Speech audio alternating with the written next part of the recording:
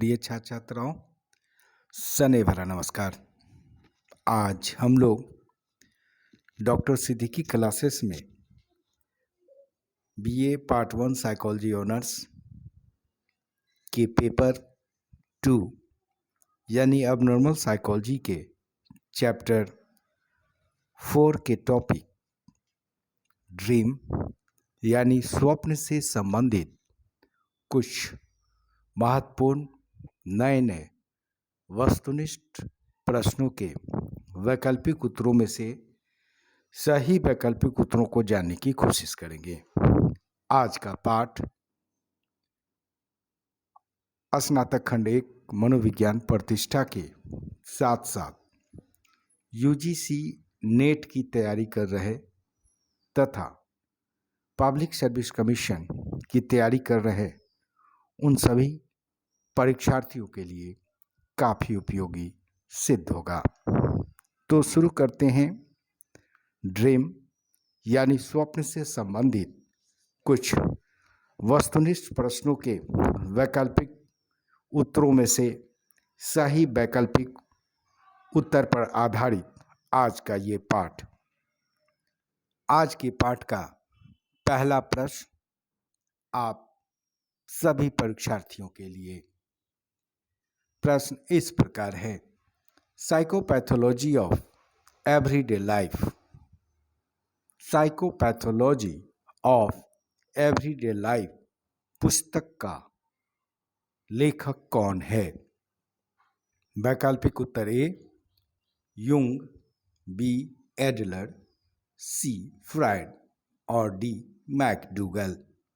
इस प्रश्न का सही वैकल्पिक उत्तर होगा सी फ्रायड। फ्रायड ने ही साइकोपैथोलॉजी ऑफ एवरीडे लाइफ नामक पुस्तक को लिखा था। आज के पाठ का अगला प्रश्न आप सभी परीक्षार्थियों के लिए। परीक्षा के दृष्टिकोण से यह प्रश्न काफी महत्वपूर्ण है। इनमें किन कारणों से अचेतन का महत्व अधिक उपयोगी है? वैकल्पिक उत्तर ए मानसिक रोगों को समझने में, बी स्वप्न की व्याख्या में, सी मानसिक रोगों को समझने में और उसके कारणों को जानने में, डी इनमें सभी। इस प्रश्न का सही वैकल्पिक उत्तर होगा डी इनमें सभी। अगला प्रश्न, युंग के अनुसार अचेतन की इच्छाएं होती हैं। वैकल्पिक उत्तर ए कामुक, बी अकामुक, सी ए तथा बी और डी निरुद्देश्य। इस प्रश्न का सही वैकल्पिक उत्तर होगा सी ए तथा बी, यानी युंग के अनुसार अचेतन की इच्छाएं कामुक और अकामुक होती हैं। अगला प्रश्न आप सभी परीक्षार्थियों के लिए। फ्रायड के अनुसार अचेतन का संबंध होता है। वैकल्पिक उत्तर ए सिर्फ भूत से यानी पास्ट से, बी वर्तमान से, सी भविष्य से, डी इनमें सभी से। इस प्रश्न का सही वैकल्पिक उत्तर होगा ए सिर्फ भूत से। अगला प्रश्न, युंग के अनुसार अचेतन के भाग हैं। ए व्यक्तिगत अचेतन, बी सामूहिक अचेतन, सी ए तथा बी और डी ईदम। इस प्रश्न का सही वैकल्पिक उत्तर होगा सी ए तथा बी, यानी युंग ने अचेतन के दो भाग बतलाए जो क्रमशः व्यक्तिगत अचेतन तथा सामूहिक अचेतन कहलाते हैं। छात्राएं ध्यान दें, इस प्रश्न को इस प्रकार पूछा जा सकता है कि व्यक्तिगत अचेतन तथा सामूहिक अचेतन को किसने विकसित किया था या किसने प्रतिपादित किया था? तो इस प्रश्न का भी सही उत्तर होगा युंग। अगला प्रश्न आप सभी परीक्षार्थियों के लिए। प्रश्न इस प्रकार है, दैनिक जीवन की मनोविकृतियां संबंधित हैं। ए चेतना से, बी अर्ध चेतना से, सी अचेतन से और डी इनमें सभी। इस प्रश्न का सही वैकल्पिक उत्तर होगा सी अचेतन से, यानी दैनिक जीवन की जो मनोविकृतियां होती हैं वो अचेतन मन से संबंधित होती हैं। अगला प्रश्न, इनमें किसका अध्ययन दैनिक जीवन की मनोविकृतियों के अंतर्गत किया जा सकता है? वैकल्पिक उत्तर ए बोलने की भूलें, बी लिखने की भूलें, सी पहचानने की भूलें, डी इनमें सभी। इस प्रश्न का सही वैकल्पिक उत्तर होगा डी इनमें सभी। आज के पाठ का अगला प्रश्न, यह प्रश्न परीक्षा के दृष्टिकोण से काफी महत्वपूर्ण है। इनमें किसने स्वप्न को अचेतन की ओर जाने वाला एक राजकीय मार्ग कहा है? वैकल्पिक उत्तर ए एडलर, बी युंग, सी फ्रायड और डी आलपोर्ट। इस प्रश्न का सही वैकल्पिक उत्तर होगा सी फ्रायड। फ्रायड ने ही स्वप्न को अचेतन की ओर जाने वाला एक राजकीय मार्ग यानी रॉयल रोड ऑफ अनकॉन्शियस कहा है। अगला प्रश्न, फ्रायड द्वारा प्रतिपादित स्वप्न सिद्धांत का इनमें कौन एक सबसे प्रमुख भाग है? परीक्षा के दृष्टिकोण से यह प्रश्न काफी महत्वपूर्ण है। प्रश्न को एक बार फिर से दोहराते हैं। फ्रायड द्वारा प्रतिपादित स्वप्न सिद्धांत का इनमें कौन एक सबसे प्रमुख भाग है? ए स्वप्न प्रक्रम, बी काम, सी लिबिडो और डी ईदम। इस प्रश्न का सही वैकल्पिक उत्तर होगा ए स्वप्न प्रक्रम। स्वप्न प्रक्रम ही फ्रायड द्वारा प्रतिपादित स्वप्न सिद्धांत का सबसे प्रमुख भाग होता है। अगला प्रश्न आप सभी परीक्षार्थियों के लिए, स्वप्न का सबसे प्राचीन सिद्धांत इनमें कौन है? परीक्षा के दृष्टिकोण से यह प्रश्न भी काफी महत्वपूर्ण है। प्रश्न को एक बार फिर से दोहराते हैं आप सभी परीक्षार्थियों के लिए। स्वप्न का सबसे प्राचीन सिद्धांत इनमें कौन है? वैकल्पिक उत्तर ए अलौकिक सिद्धांत यानी सुपर नेचुरल थ्योरी, बी शारीरिक सिद्धांत यानी फिजियोलॉजिकल थ्योरी, सी प्रत्यक्षण विपर्जय सिद्धांत यानी परसेप्शन इल्यूजन थ्योरी और डी प्रयत्न एवं भूल सिद्धांत यानी ट्रायल एंड एरर थ्योरी। इस प्रश्न का सही उत्तर होगा ए अलौकिक सिद्धांत। सुपर नेचुरल थ्योरी ही स्वप्न का सबसे प्राचीन सिद्धांत है। आज के पाठ का अगला प्रश्न आप सभी परीक्षार्थियों के लिए, यह प्रश्न भी परीक्षा के दृष्टिकोण से काफी महत्वपूर्ण है। प्रश्न इस प्रकार है, स्वप्न का इच्छा पूर्ति सिद्धांत किसने विकसित किया था? प्रश्न को एक बार फिर से दोहराते हैं आप सभी परीक्षार्थियों के लिए। स्वप्न का इच्छा पूर्ति सिद्धांत यानी wish fulfilment theory of dream के प्रतिपादक कौन हैं? वैकल्पिक उत्तर ए युंग, बी एडलर, सी फ्रायड और डी कार्ल रोजर्स। इस प्रश्न का सही वैकल्पिक उत्तर होगा सी फ्रायड। फ्रायड ने ही स्वप्न का इच्छा पूर्ति सिद्धांत विकसित किया था या प्रतिपादित किया था। अगला प्रश्न आप सभी परीक्षार्थियों के लिए, प्रश्न इस प्रकार है, सामूहिक अचेतन के संपर्क का संबंध इनमें किससे है? वैकल्पिक उत्तर ए एडलर, बी क्लेसमर, सी सेल्डन और डी युंग। इस प्रश्न का सही वैकल्पिक उत्तर होगा डी युंग। युंग ने ही सामूहिक अचेतन के संपर्क को प्रतिपादित किया था। आज के पाठ का अगला प्रश्न आप सभी परीक्षार्थियों के लिए, प्रश्न इस प्रकार है, आत्मन या स्व यानी सेल्फ को युंग ने माना है? ए आदि रूप, बी मानव, सी कहानी, डी कल्पना। इस प्रश्न का सही वैकल्पिक उत्तर होगा ए आदि रूप।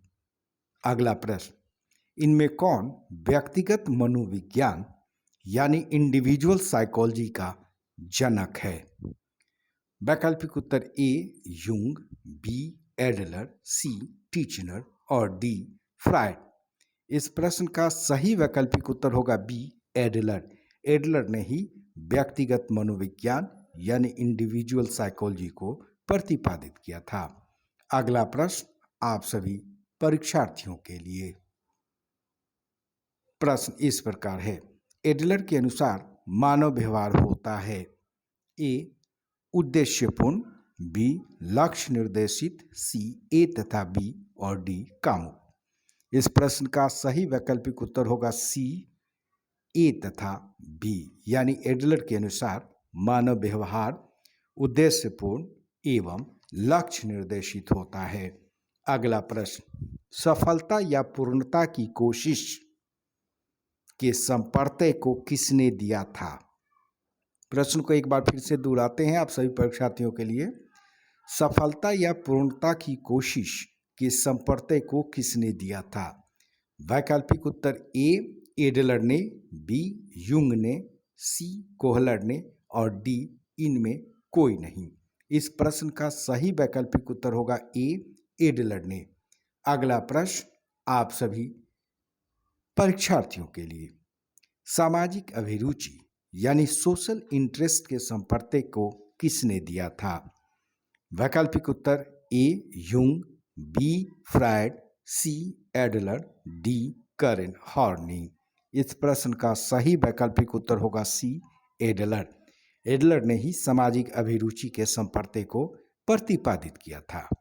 आज के पाठ का अगला प्रश्न आप सभी परीक्षार्थियों के लिए, इनमें किस मनोवैज्ञानिक ने सामाजिक अभिरुचि को मानसिक स्वास्थ्य का बैरोमीटर कहा है?